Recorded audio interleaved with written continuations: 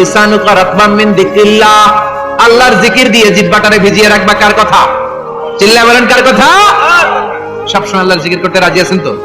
সবচেয়ে শ্রেষ্ঠ জিকির বিষ্ণু বললেন আফদালুয যিকরি লা ইলাহা লা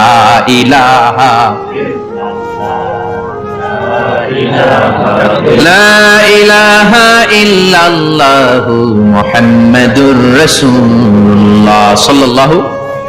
সবচেয়ে শ্রেষ্ঠ জিকির লা ইলাহা, এর চেয়ে শ্রেষ্ঠ জিকির আছে? কথা বলেন। বিষ্ণু বললেন মান ক্বালা লা ইলাহা ইল্লাল্লাহ সিদকান মিন কলবিহি, একনিষ্ঠতার সাথে অন্তর থেকে কেউ যদি জীবনে একবার বলে লা ইলাহা ইল্লাল্লাহ, দাখালাল জান্নাহ, তার যদি পাপ থাকে, অন্যায় থাকে, ওই পাপ আর অন্যায়ের শাস্তিগুলার পরে কোনো না কোনো দিন আমার ওই বান্দা জান্নাতে ঢুকবে। একবার যদি খালিসান মিন কলবিহি সে পড়ে লা ইলাহা ইল্লাল্লাহ, তার জন্য জান্নাতকে অবধারিত করে দিয়েছে কে?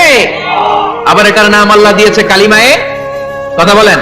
দরাবাল্লাহু মাসালান কালিমাতান তাইয়িবাতান কাশাজারাতিন তাইয়িবাতিন আসলুহা সাবিতুন ওয়া ফারউহা ফিস সামা। সুবহানাল্লাহ। পবিত্র বাণী এটা কালিমায়ে তাইয়িবা। আবু সাঈদ আল খুদরি থেকে বর্ণিত, মুস্তাদরাকে হাকিম আর সহিহ ইবনে হিব্বানে এসেছে, বিশ্বনবী বলেন মুসা আলাইহিস সালাম আল্লাহর একবার প্রশ্ন করলেন, ইয়া রাব